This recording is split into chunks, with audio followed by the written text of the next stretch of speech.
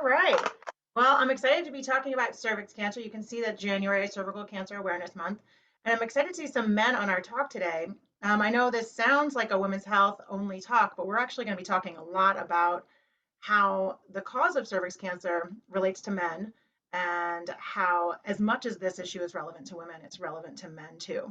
So today we're going to be talking about cervical health and how we can prevent cervix cancer because it is so preventable. It's a cancer we can fight and a fight we can win, I think, very easily in our lifetime.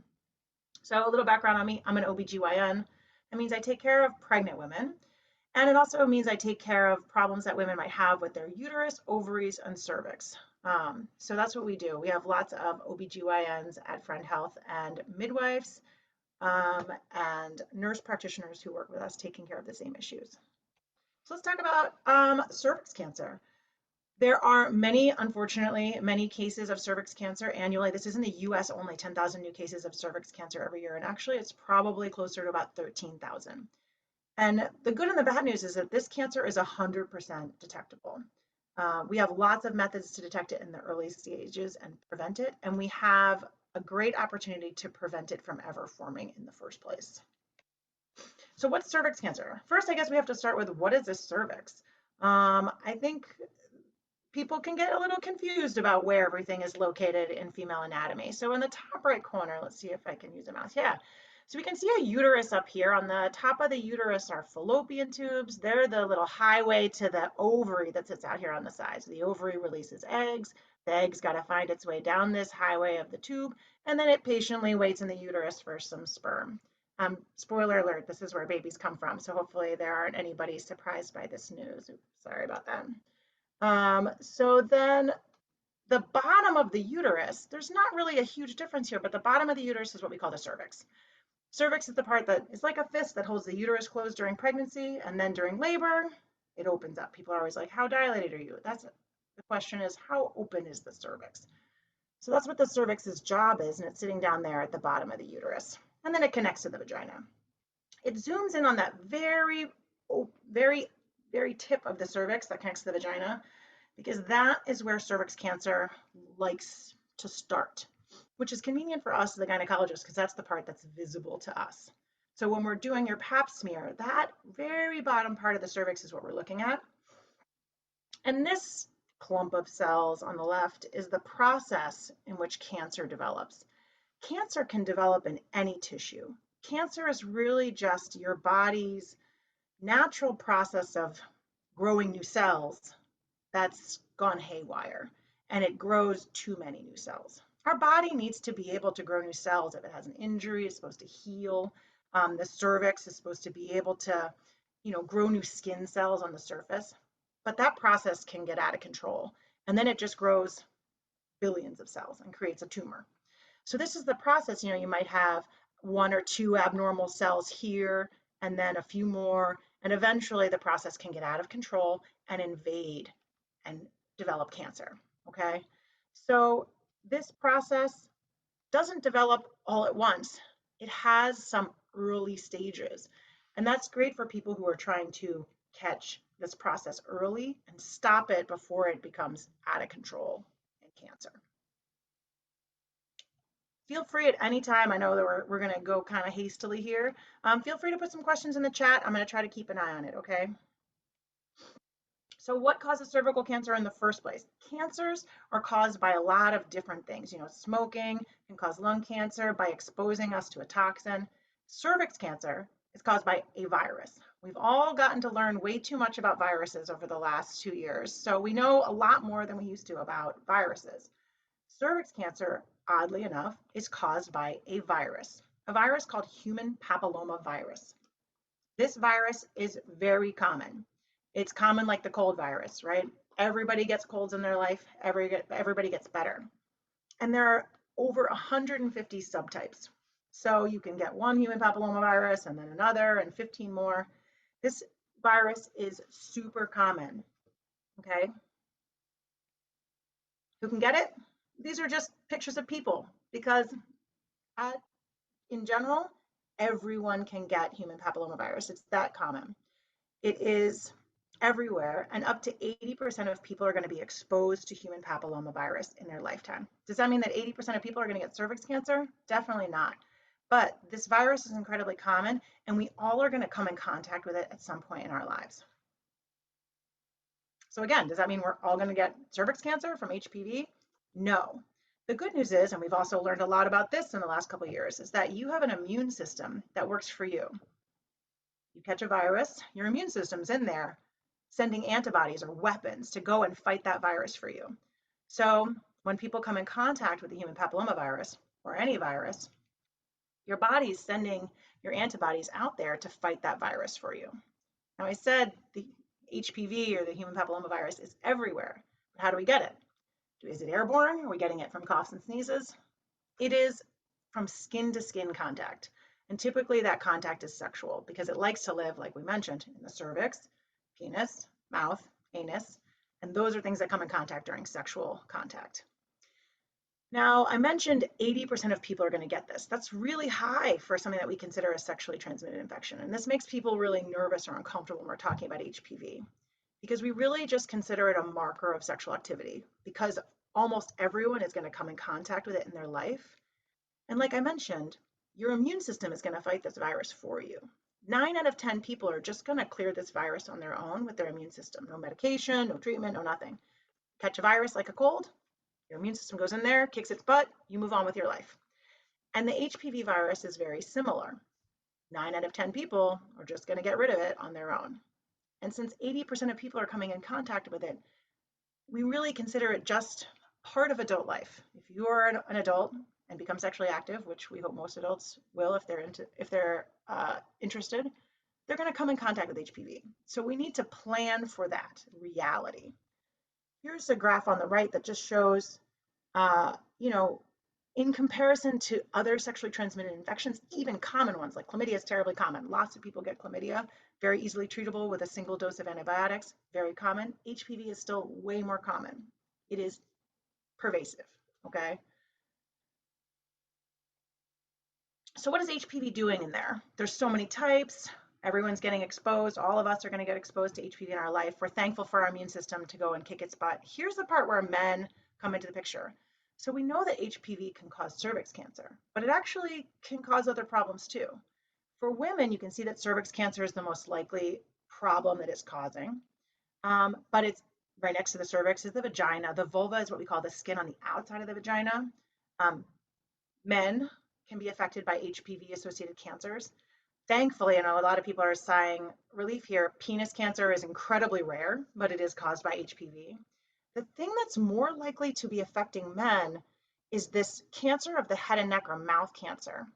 That's actually as common as cervix cancer and is more common in men for reasons we don't understand at all. It's the same virus. People generally have the same mouths, men and women, but men are more vulnerable to getting mouth and throat cancer than women. And it's not a great place to get cancer. You need your mouth for eating, for talking, for, you know, and it can be a harsh surgery to have on your face.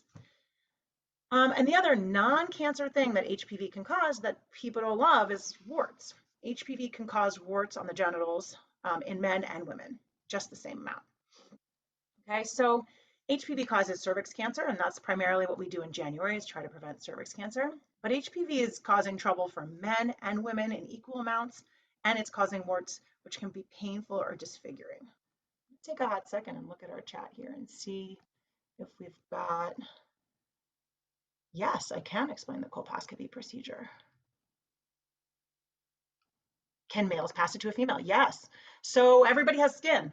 And if the virus is on the skin of one partner to another, it can go in both directions. So we're talking about men now, and later we'll talk a little bit about how women are screened for HPV, how women are screened for cervix cancer. There isn't something like that for men. So while women bear the responsibility of going to get screened for cervix cancer, men kind of are in this trickier spot where even men who really want to know or want to be tested or want to be taking responsibility, they don't have a screening test for this, and they are not being routinely tested for HPV. So there's really no way for a man to know if they have HPV at this time. um, in the way that a woman can.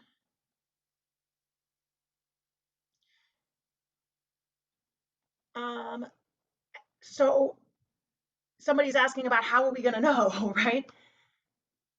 HPV for men and women does not cause symptoms that people appreciate right away. Okay.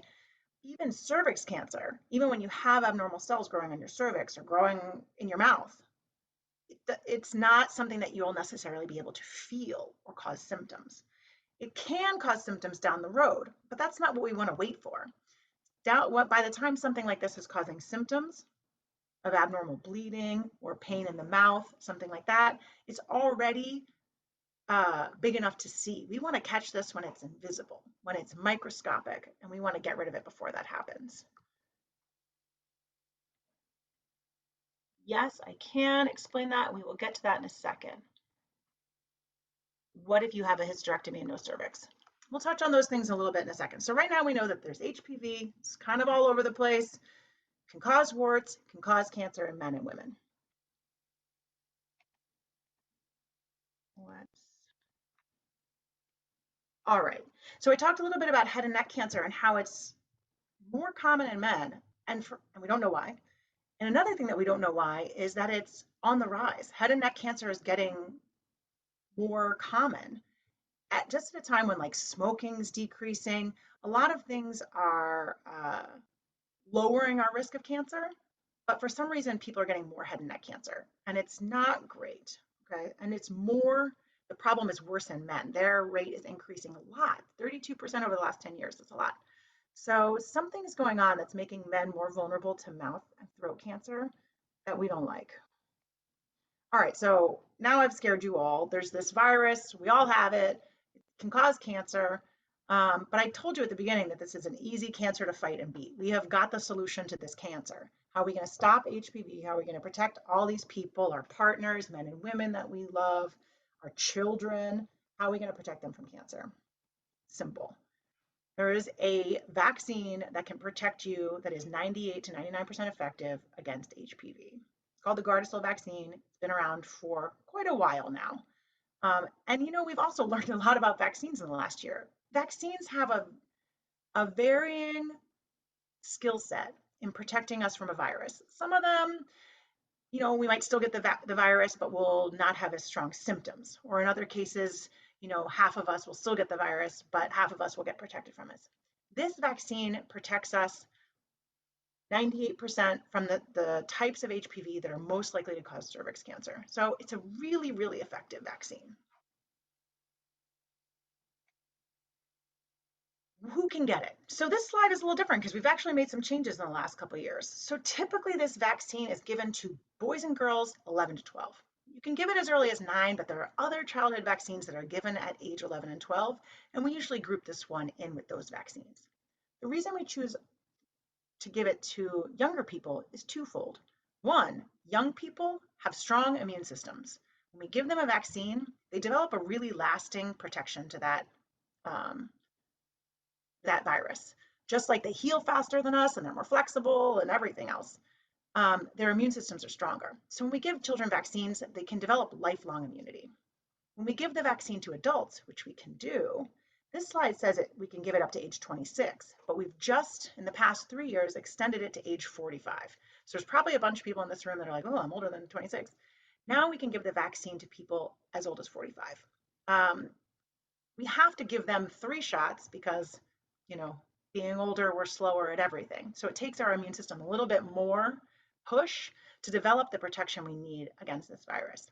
So we recommend it for younger people because it works easier. They only need 2 shots. They can develop lifelong immunity. The other thing is that 11 and 12-year-olds are unlikely to have ever encountered HPV virus before, right? People are like, oh, what does this have to do with their sex life? The goal is to get people vaccinated before they could ever get in contact with HPV so that they're completely protected against it by the time they start reaching sexual maturity. So twofold, it's easier to vaccinate kids because they can develop a stronger immunity, they need fewer shots, and they've never seen HPV. Now's the time to protect them against it. Safe and effective. I talked about how effective it is. It's one of our best vaccines. We've been giving it since the early 2000s. We've given over 100 million doses and probably 200 million doses. And we've already seen the rates of HPV drop in our country. Okay, when we're just testing random young people for HPV, teenagers mostly, we see a sharp drop in how much HPV those people are getting, which is really promising because, 10, 20 years down the road, we're going to see those people getting fewer cancers. All right, reasons to get it. HPV is super common. This is about getting the HPV vaccine. There's not a great way to protect yourself from HPV besides the vaccine. Condoms are not as good at protecting you as they are against other sexually transmitted infections because the virus is on the skin. You need a really big condom to go over your whole body. So it's more difficult to protect yourself from viruses that are on the skin. So we don't have another solution besides the vaccine to protect ourselves. Works incredibly well. We've already reduced the HPV rates in our teenagers by a huge amount.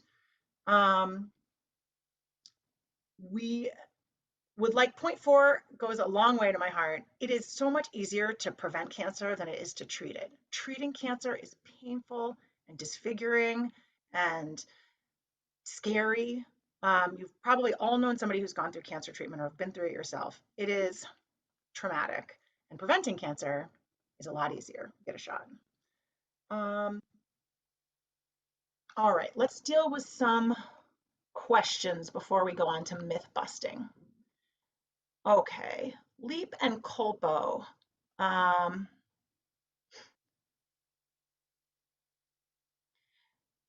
So I have some questions about abnormal pap smears. So explain to people what happens when people never clear the cancer. Okay, so let's talk a little bit about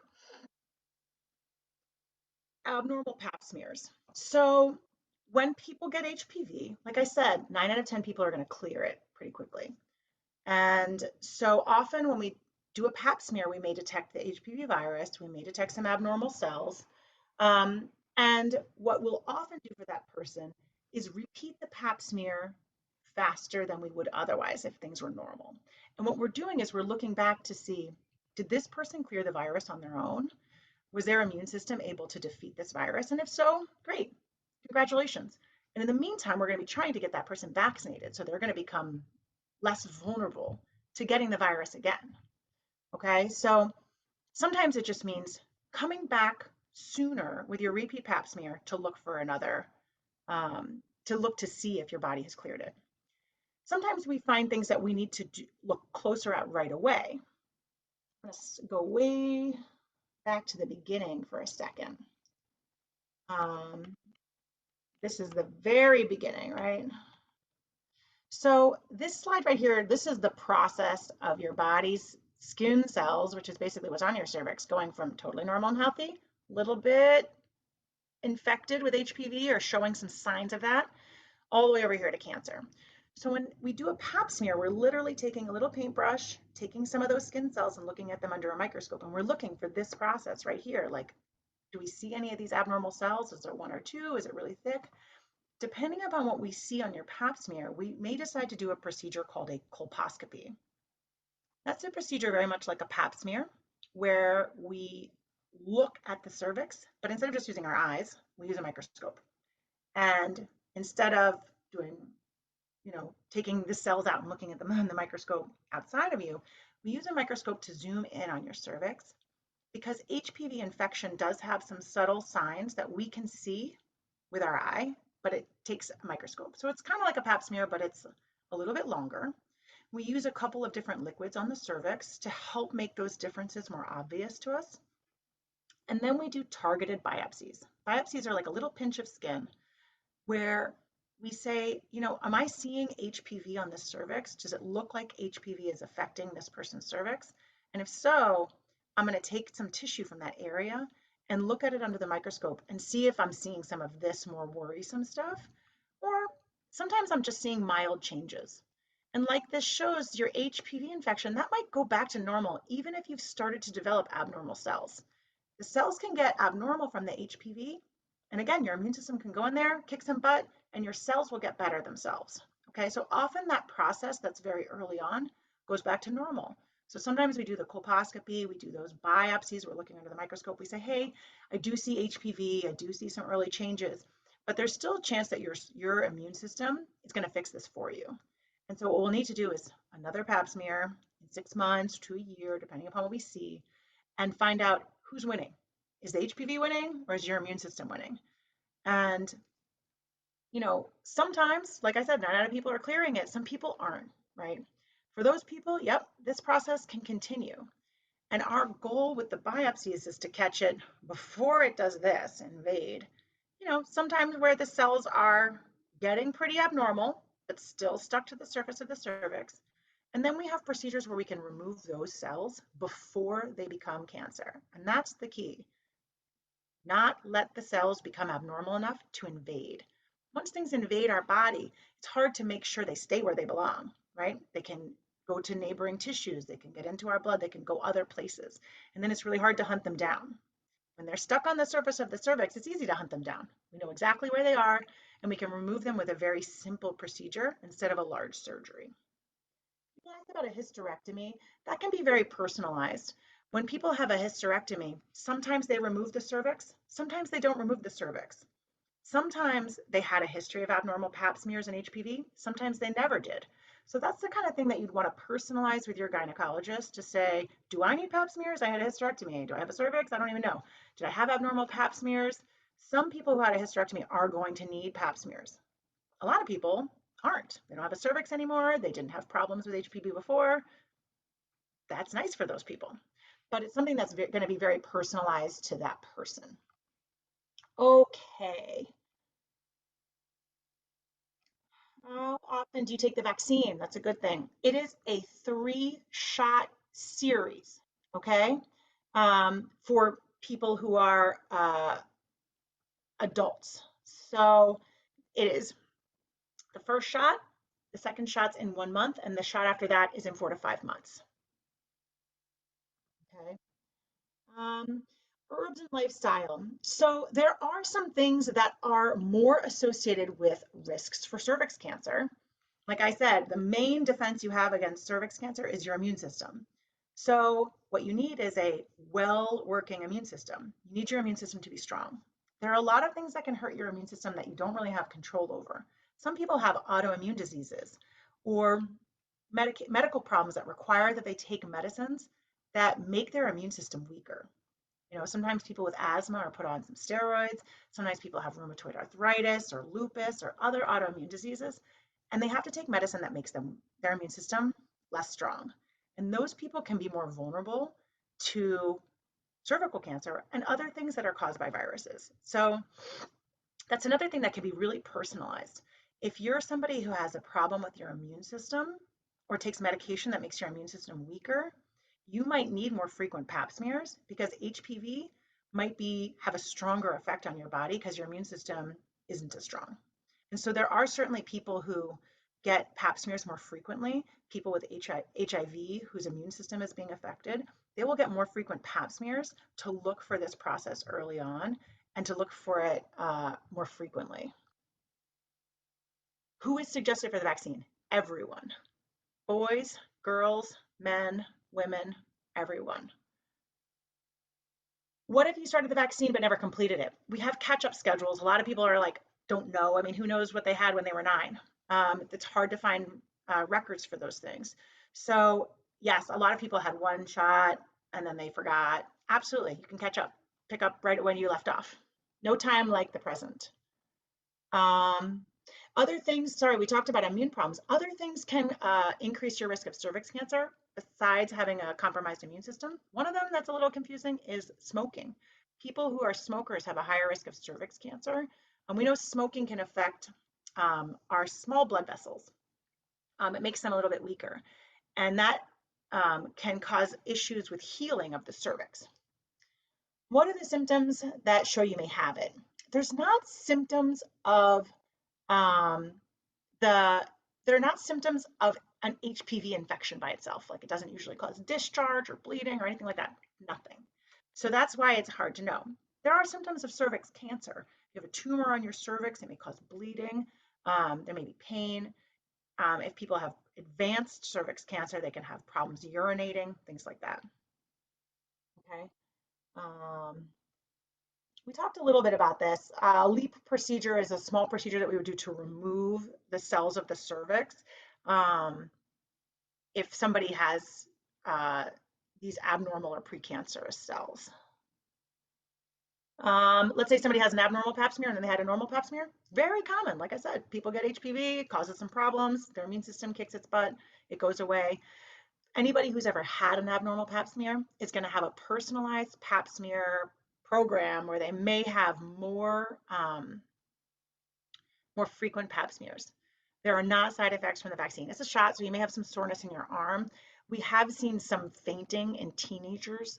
That's fairly common in teenagers, but no side effects from the vaccine. More stuff. Specific risks if you had HPV while pregnant, previously had normal paps. No, there's no specific risk factors for getting HPV. I mean, that's the thing. It's everybody who has any form of sexual contact of any kind, men or women, is at risk for HPV. Um, Pregnancy can slow your immune system down. It's, you have to tolerate that baby, which is basically made up of foreign material. And so people who are pregnant have a weaker immune system. It's one of the reasons why they're more vulnerable to infections, including the COVID virus. So pregnant women sometimes can have an abnormal pap smear and then their body will clear it after pregnancy. So typically what we would do is go back after the pregnancy, repeat the pap smear. Often people who've had abnormal paps will do a pap smear every year until it's normal for quite a while. And then we start to say, hey, your body is now able to fight off the HPV virus. All right, we got a lot of good questions here. I get Yeah, so here we've got our vaccine schedule, 2 doses for the youngsters, 3 doses for adults. All right, I do have some question and answer myth busting, which I feel like you guys are all going to do so well at now because we've had so many good questions. I think you're really catching the vibe. So you guys can chime in the chat, or I don't know, people can say things out loud if they want to. But myth. So this is why people often, these are things that people say to me in clinic all the time when I'm like, hey, get the HPV vaccine. It's going to protect you from cancer of the head and neck and cervix and vagina and things like that, things you don't want, protect you from genital warts. And people are like, nah, I don't know, HPV isn't that common. Nobody gets it. Or not me. That's for other people. I think that we have dispelled that myth today. Yeah, totally myth. Total busted. So no, 80% of us, there's 100 people on this call, 80% have been exposed to HPV in their lifetime. Okay. Myth. HPV is just causing cervix cancer. It's a women's problem. It's a cervix problem. Not for men to think about. Not for other people to think about. Totally busted. HPV is causing vulvar cancer, vaginal cancer, anal cancer, and really importantly, head and neck cancers. Um, you may be able to tell I am very worried about head and neck cancers. It's a really gross cancer that can be really disfiguring and painful. And again, really preventable. HPV not effective. I don't want that vaccine. It's not going to help me. Vaccines are bad. They only help you 50% of the time. Sometimes that's true about some vaccines. Not HPV vaccine. This vaccine protects against 98 to 99% of HPVs that cause cancer. Remember way back in the beginning, I said there's 150 types of HPV. Really, only 4 to 9 of them are really aggressive. The rest are pretty weak. So most of us are getting the weak HPV that we don't really think about that much. You get it, clear it, no big deal. It's really only a couple of the subtypes that are really mean. And those are the ones that we target with the vaccine. So busted. HPV vaccine is super effective. It targets the meanest types of HPV virus and eliminates them or protects you from them so that you don't have to get that cancer. HPV is for women. Like, that's why I'm so glad there's so many men here. I wish that men were as aware of how the vaccine can help them, not just protect their partners from cervix cancer, but protect their self. I consider HPV really more of like a couples problem.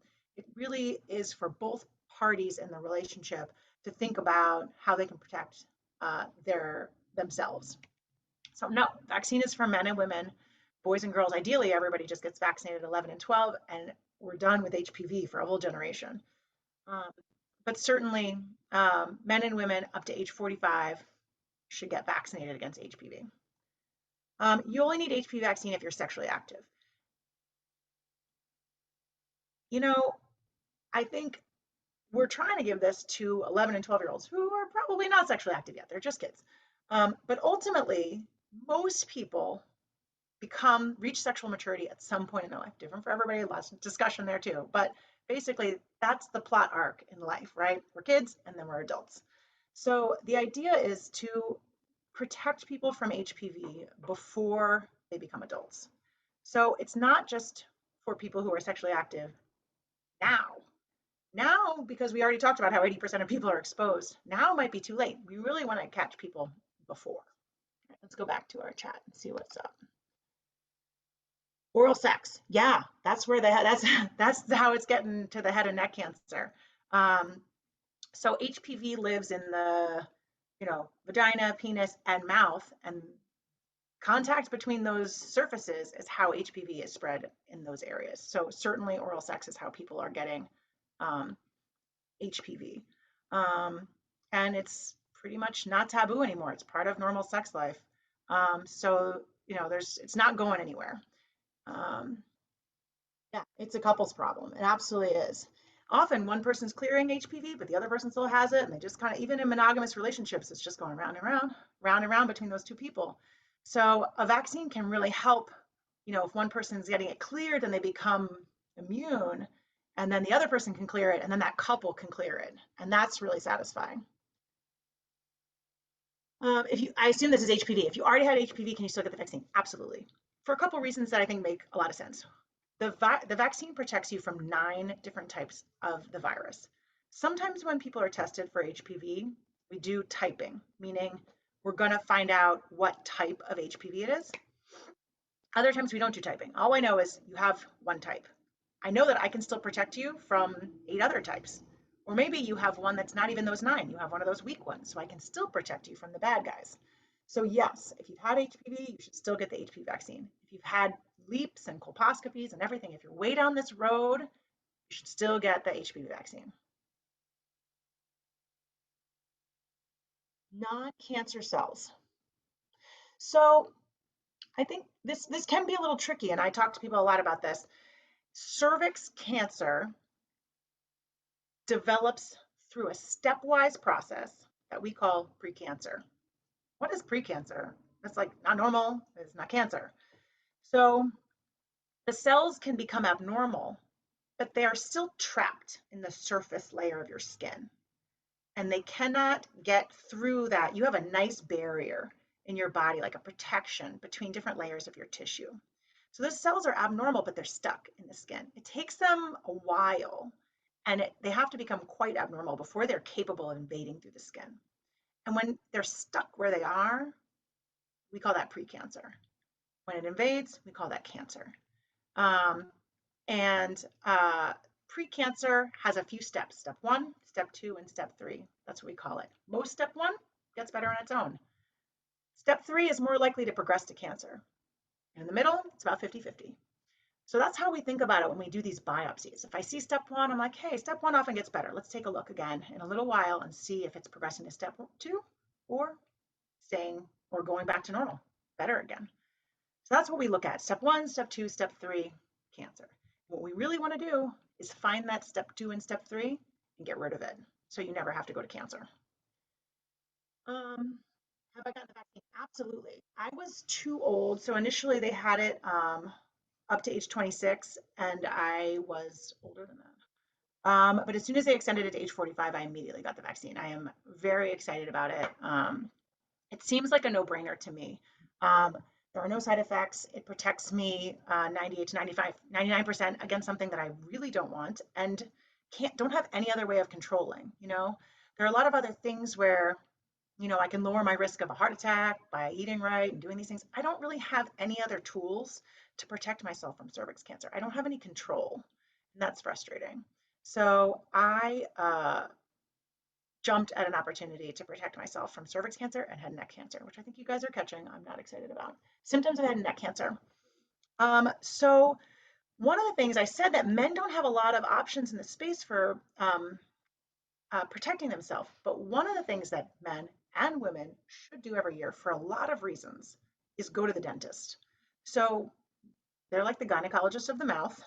They're going to be looking in your mouth and looking for lesions or sores or something in your mouth that is suspicious to them for cancer. And then they can catch it in an early stage, just like we can with the cervix. So some of the symptoms of head and neck cancer might be sores in the mouth. And that's what your dentist should be looking for. And when they're in there looking around doing a whole mouth exam, that's what they're looking for: head and neck cancer, cancer of the mouth and throat. And also, it's a good idea to go to the dentist. Obviously, Conrad mentioned when we got here that we have great dentists. I go to our dentists, and they're going to be doing a mouth and throat cancer screening, as well as cleaning your teeth, etc. Herpes cannot cause cervical cancer, but it's a similar virus, right? It's a virus that lives on the skin. It's hard to protect ourselves against it. It's in the mouth and on the genitals and can pass in both ways. But it doesn't cause cancer. It's honestly, in most people's cases, asymptomatic and not causing any problems, just stressing people out. Um, yeah. Head and neck cancer is still quite rare. Like it's not a super common cancer, but it's common enough. And like I said, going to the dentist, getting a vaccine, going to the dentist is exactly what people need to be doing. All right. Woman had cervical cancer. Can she pass it to her partner? Cancer itself is not transmissible. So the cells that are abnormal in the cervix, they can't jump off the cervix and go onto somebody else's skin. The virus can, but that person's going to start at ground zero with the virus, and obviously they likely will clear it on their own. So the cells themselves cannot be transferred. Okay, Dr. Loberg, Mm-hmm. I'd like to, want to move forward a little bit here. Sure. But first of all, let me just say, for everyone that is on this call today, this has been a wonderful and informative presentation. Do you all agree with that? Do that by raising your hands or, showing a little clap or something like that. Dr. Loberg, this was a wonderful job today.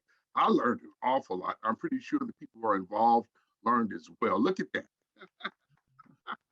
Thank you, Conrad. That's I knew you were the right person to put it down all the time. Thank you so much. So listen, guys, keep in mind just some key things here. We also have a little something special for you right quick. Coming right up. But as Dr. Loberg kind of mentioned, prevention, early detection, getting your vaccinations, your HPV vaccinations, if you're within the range of your ages and all that, make sure you get that done. It's a simple thing. Dial 312-682-6110 and schedule an appointment with your doctor, and then you will be able, at our clinic, and you will be able to get the services that you need to be able to handle the situations that Dr. Loberg has spoke of all this afternoon.